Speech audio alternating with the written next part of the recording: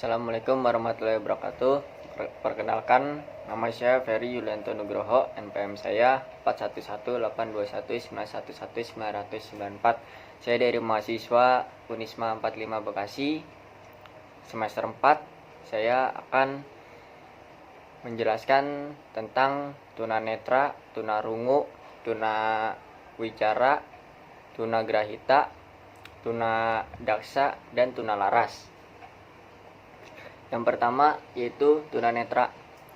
Tunanetra berasal dari kata tuna yang berarti rusak atau rugi dan netra yang berarti mata. Jadi tunanetra yaitu individu yang mengalami kerusakan atau hambatan pada organ mata. Faktor penyebab utama tunanetra yaitu 1. Prenatal sebelum lahir, 2. Neonatal saat, 3.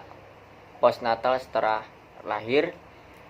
Ada 2 klasifikasi tunanetra yaitu 1. Buta total dan yang kedua buta penglihatan.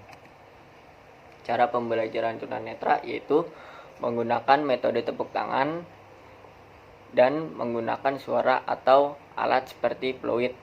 Cabang olahraga tunanetra yaitu golf ball. Yang kedua, tunarungu. Tunarungu anak yang berarti tuna kurang rungu atau pendengaran, merupakan anak yang mempunyai gangguan pada pendengarannya sehingga tidak dapat mendengar bunyi atau sempurna atau bahkan tidak dapat mendengar sama sekali. Tunarungu dibedakan menjadi 2 kategori yaitu tuli dalam kurung deaf atau kurang mendengar hard of hearing. Tuli adalah anak yang indera pendengarannya mengalami kerusakan dalam syaraf berat sehingga pendengarannya tidak berfungsi lagi. Sedangkan kurang dengar adalah anak indera pendengarannya yang mengalami kerusakan tetapi masih dapat berfungsi untuk mendengar baik dengan maupun tanpa menggunakan alat bantu hearing aids.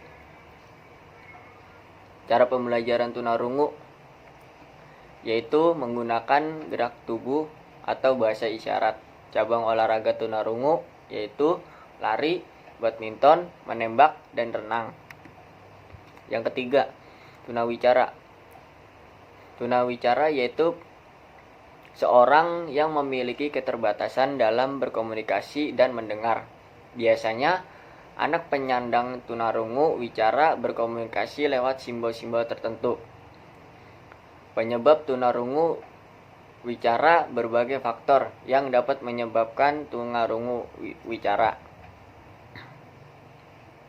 Depdikbud mengemukakan bahwa prenatal sebelum anak belum lahir,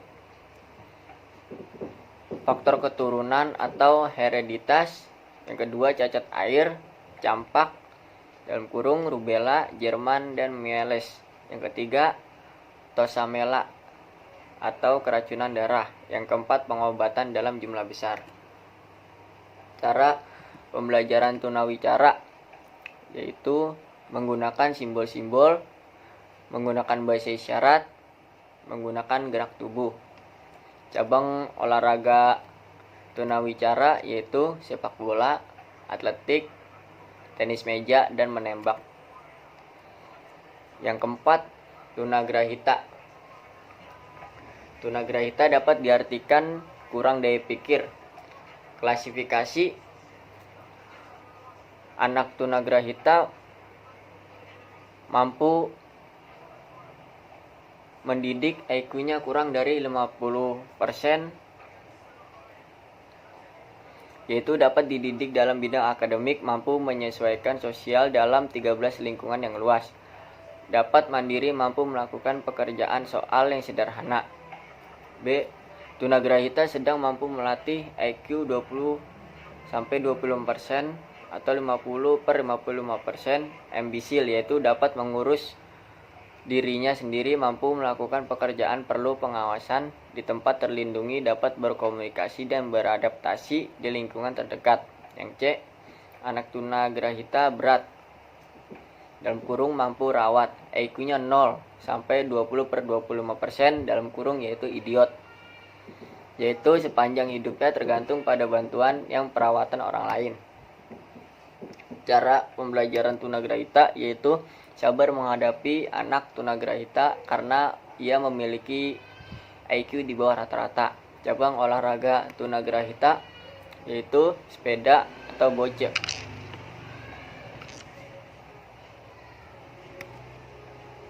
Tunadaksa.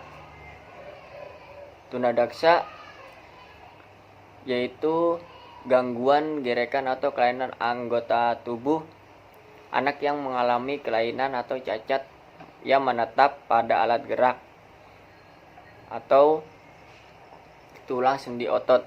Demikian rupa sehingga memerlukan pelayanan pendidik khusus. Pengertian anak tunadaksa bisa dilihat dari segi fungsi fisiknya dan segi anatominya. Ciri-ciri anak tunadaksa dapat dilukiskan sebagai berikut. A.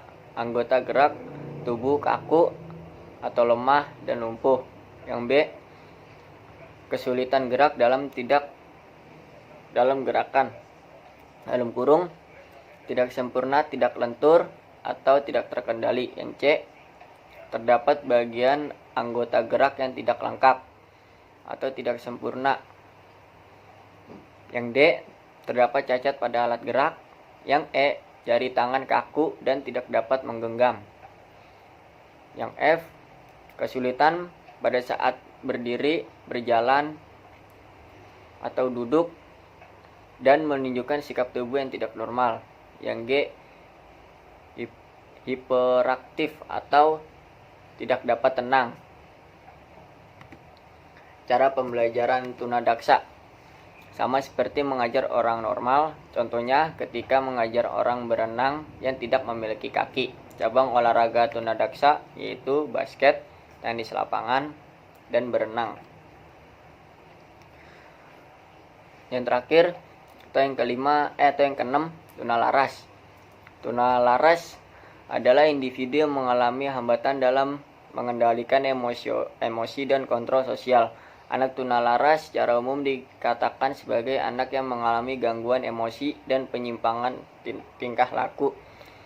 Ciri-ciri dan biasanya tingkah laku yang berlainan, tidak memiliki sikap yang dewasa, melakukan pelanggaran norma-norma sosial dengan frekuensi yang cukup besar, tidak atau kurang mempunyai toleransi kepada orang lain atau kelompok, serta mudah terpengaruh oleh suasana sehingga menimbulkan kesulitan bagi dirinya sendiri dan orang lain. Cara pembelajaran tunalaras yaitu tidak boleh kasar agar tidak cepat emosional dan sabar dalam mengajar. Cabang olahraga tunalaras yaitu 1. Pembelajaran gerak, yang kedua yoga, dan yang ketiga bowling. Ya, terima kasih. Itu saja yang bisa saya sampaikan. Billahi taufiq wal hidayah. Wassalamualaikum warahmatullahi wabarakatuh.